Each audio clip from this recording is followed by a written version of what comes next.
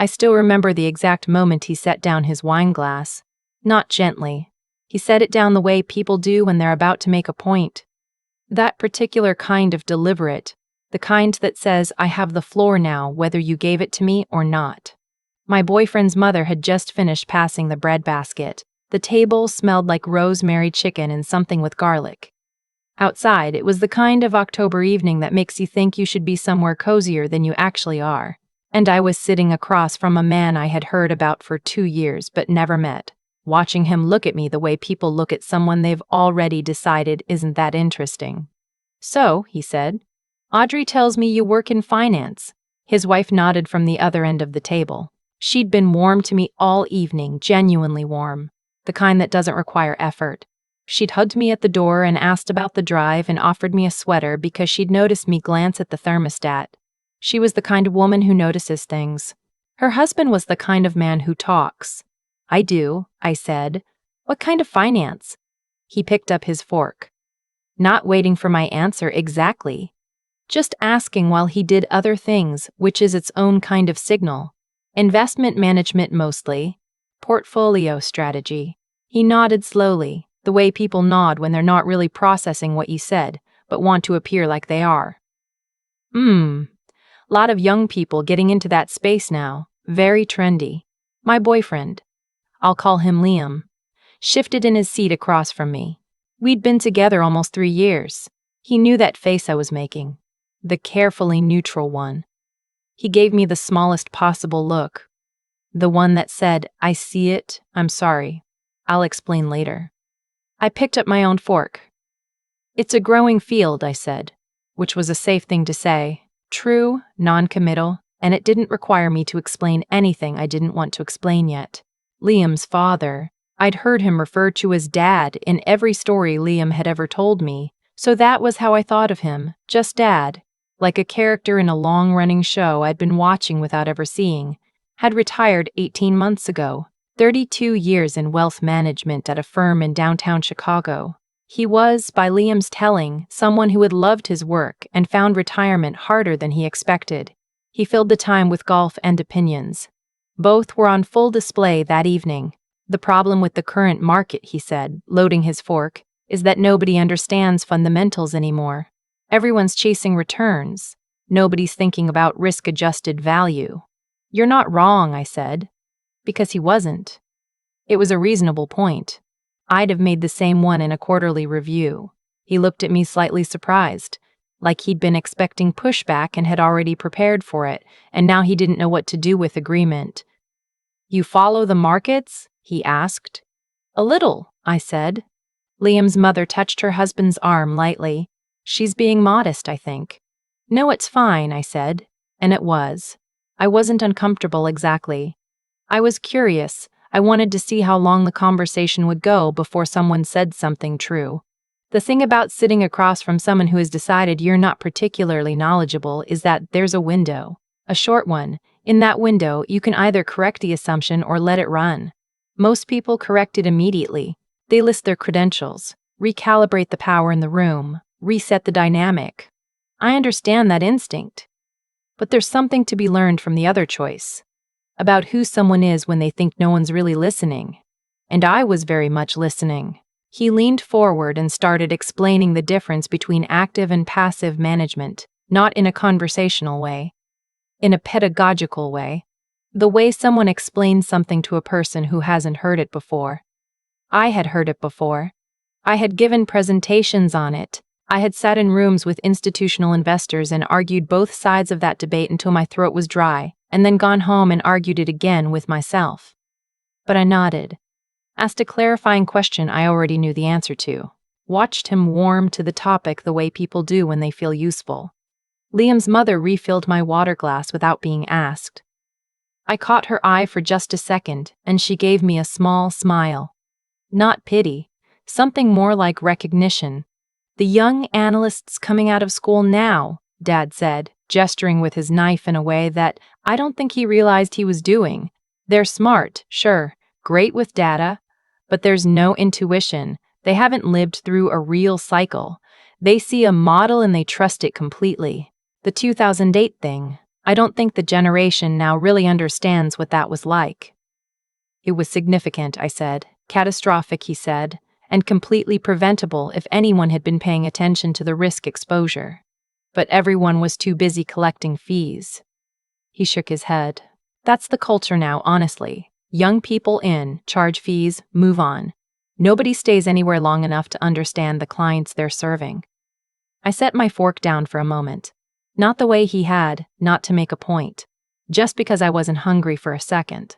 I thought about the client I'd spoken with that morning. A woman in her 60s who had been with the firm for 11 years, longer than I had been there, who called me every February when the markets got choppy because the sound of my voice apparently helped her feel like her retirement wasn't disappearing. I thought about the notes I kept about her risk tolerance, her timeline, her daughter's college fund that had been fully funded 2 years ago, and how proud she'd been. I thought about the 3 other calls I'd had that week that looked exactly like that one. There's something to that, I said. The relationship piece matters a lot. He looked at me again. That slight recalibration. You've been at your firm long? A few years, I said. Which firm, if you don't mind? I told him the name. He paused. He knew it. Of course he knew it. It was one of the 3 largest independent wealth management firms in the Midwest, and he had spent 32 years in the same industry in the same city. He'd have known that firm the way you know the names of the hospitals in your town. Good shop, he said, carefully. Traditional. They do things the right way over there. Old school, in the best sense. He paused. Though I heard they've been making some changes. New leadership at the top, trying to modernize. Not always a good sign. Change can be managed well or poorly, I said. I think it depends on who's doing it. He tilted his head. You know someone on the leadership side? A bit, I said. Liam had stopped eating. He was watching me with an expression I recognized from the 2.5 years we'd been together. The look that meant he was putting something together in real time and wasn't sure what it was going to add up to. He knew what I did. He knew my title. We'd talked about it, but he had told me once, a long time ago, that he didn't fully understand what my job was, and I had said something like most people don't, and left it there because some things are easier to show than explain. Who do you report to over there? Dad asked. It was casual, the way someone asks when they're trying to triangulate whether you're actually in the room or just passing through. I have a board, I said. He laughed, short and a little confused. A board? I'm the managing director, I said, of the Private Wealth Division. The table went quiet for a moment, quiet in the specific way that a room gets quiet when something has been recalibrated and everyone is catching up to the new version of events. Liam's mother put her hand over her mouth, not because she was surprised. I think she might have known or suspected. More like she was managing a smile she hadn't decided what to do with yet. Dad looked at me. I looked back at him. The Private Wealth Division, he repeated. Yes. He set his fork down then. For real this time, not as punctuation. He sat back. And I watched something move across his face that I didn't expect, and that I didn't fully know what to do with. It wasn't embarrassment, exactly, or not only embarrassment. It was something more complicated. The look of a man genuinely reckoning with the distance between what he'd assumed and where he'd actually landed. How old are you? He asked. 34, he exhaled. Not dramatically, just a breath. Managing director of private wealth at 34. He said it to himself more than to anyone else, like he was reading a headline and trying to decide if he believed it. It sounds younger than it is, I said. I've been with the firm for 10 years. Started as an analyst out of grad school, worked up through the portfolio side. When they were looking at restructuring the division 2 years ago, I was a natural candidate. I'd been building client relationships there for most of my career. He was quiet for a long moment, the kind of quiet that has weight. Then he said, You let me explain active versus passive management to you. You explained it well, I said. Liam made a sound into his napkin that he was definitely pretending was a cough. His mother laughed. Out loud, genuinely, the kind of laugh that doesn't care what anyone thinks of it. I like her, she said, to no one in particular. Dad looked at me for a long moment. I couldn't read everything in it. Some of it was chagrin. The particular discomfort of a man who prides himself on reading rooms realizing he had read this one completely wrong. Some of it was, I thought, something more honest. Something that comes from a place of real self-reflection, which not everyone gets to. Some people spend their whole lives re-explaining themselves. He didn't seem like that kind of person, underneath the posture. "I owe you an apology," he said. Just like that. No qualification. "No, I didn't mean to. No, you have to understand. I made assumptions and I talked over you and I should have asked better questions. That wasn't fair to you." I nodded. "I appreciate that. Can I ask?" He stopped himself. Started again.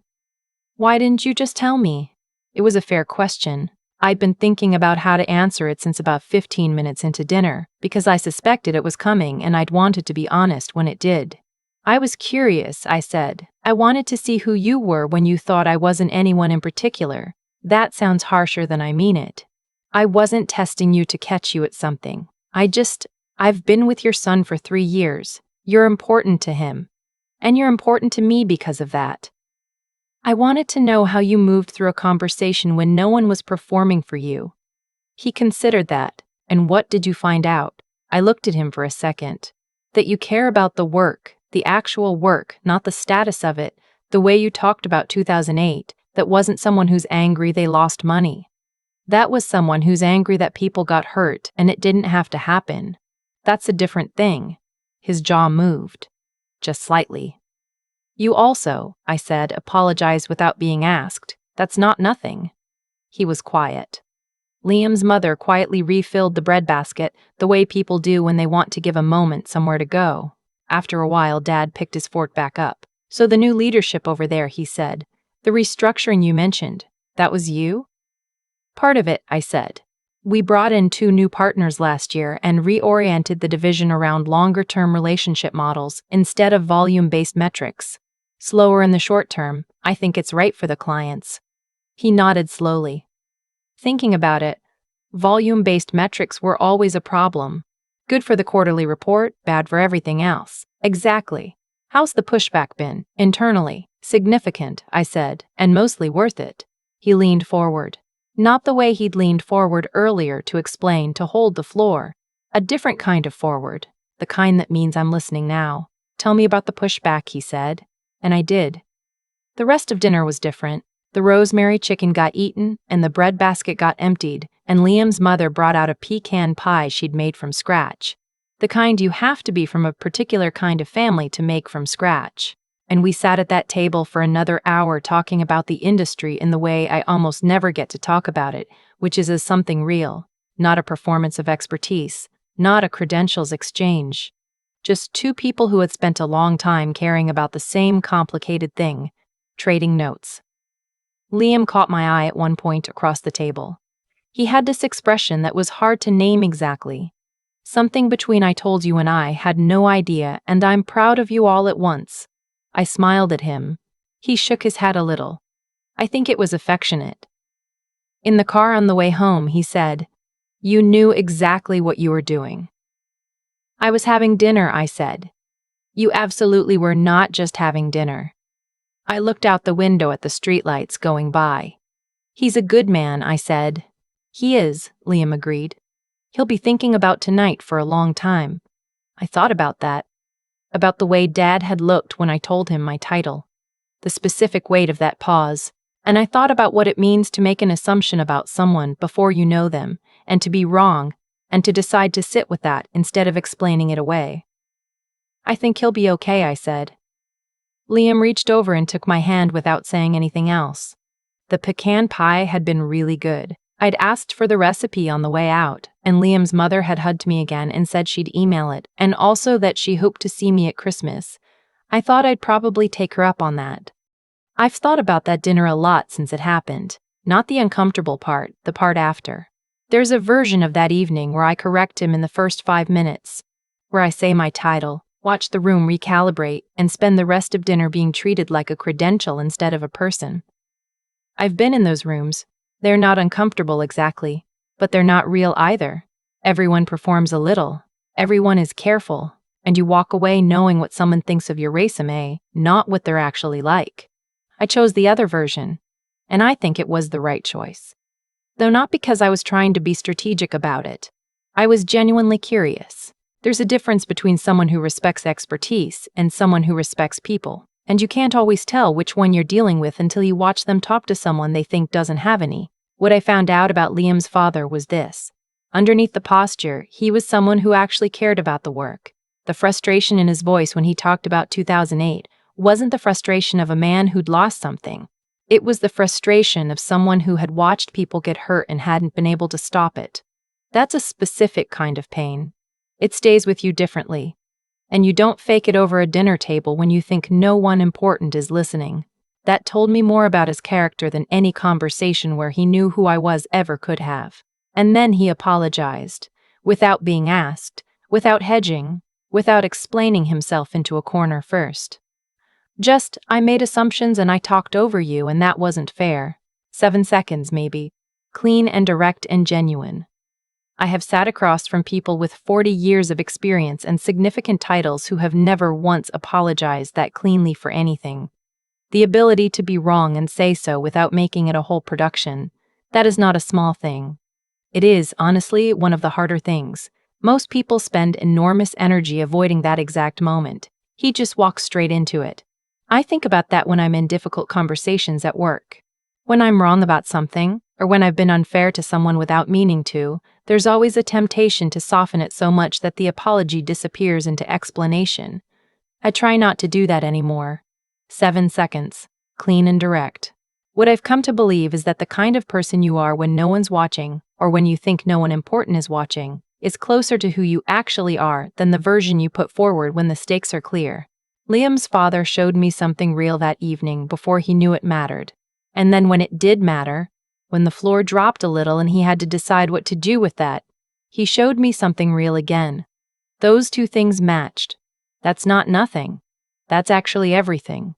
I asked his wife for the pecan pie recipe on the way out. She hugged me and mentioned Christmas. I think I already knew, somewhere in the car ride home was Liam's hand over mine and the streetlights going by, that I was going to say yes. Some things you figure out slowly. Some things you figure out over rosemary chicken and a conversation you weren't supposed to be having. Either way, you figure them out.